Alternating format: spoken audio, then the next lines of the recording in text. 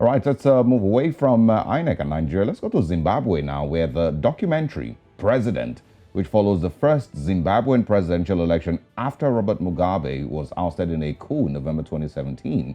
It documents the alleged fraud that accompanied it, and the film contrasts the campaign of ZANU-PF President E.D. Mnangagwa, known as the moniker, the crocodile, with that of opposition candidate Nelson Chamisa, president of the Citizens Coalition for Change, and president also running on a promise of real political change. When the filmmaker submitted Precedent to Zimbabwe's censorship board, it banned the documentary, claiming the film has the potential to incite violence ahead of Zimbabwe's much-anticipated presidential elections next year.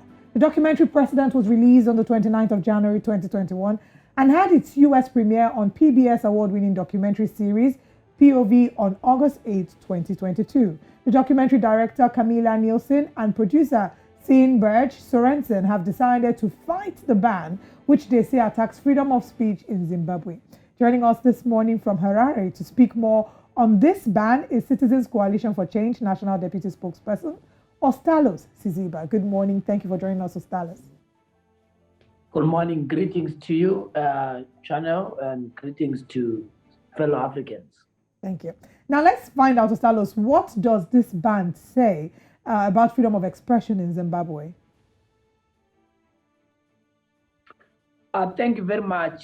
This ban by Mnangagwa's regime confirmed the already known national consensus that Zimbabwe is sliding towards a de facto one-party state, and of course, a thwarting of fundamental rights and freedoms, particularly the freedom of assembly and the freedom of association and the freedom of speech. It's a clear sign that we've got a constitution that has been suspended thanks to Mr. Mnangagwa's attempt to create a de facto one-party state and suspend all democratic rights and privileges for the people of Zimbabwe, and obviously to also de facto ban the opposition movement, as has led been by Advocate Nelson Chamisa. All right, and also, what do you think are the fears of the Zimbabwe Censorship Board to allow Zimbabweans watch this film freely? Shouldn't be so much of a hassle. I think that it's a clear sign that the anticipation by government is that the opposition was going to be disseminated. You know that we assaulted in our yesteryear movement with our headquarters taken and our MPs recalled from parliament. All this was meant to make sure that they destroy the authentic opposition, which is led by Advocate Nelson Chamisa. And now the censorship board has been used as a tool to achieve political objective.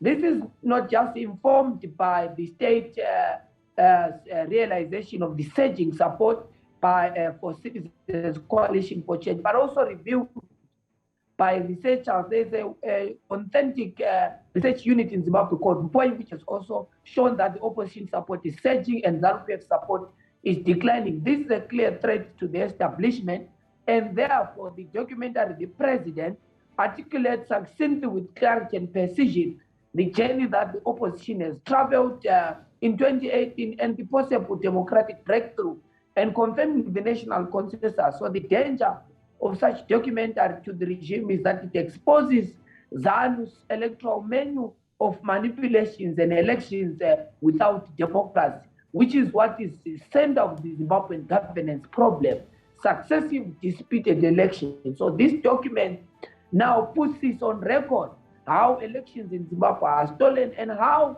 the opposition has gained popular support, particularly in the post-Mugabe and Morgan Tsvangirai era that we are in Zimbabwe.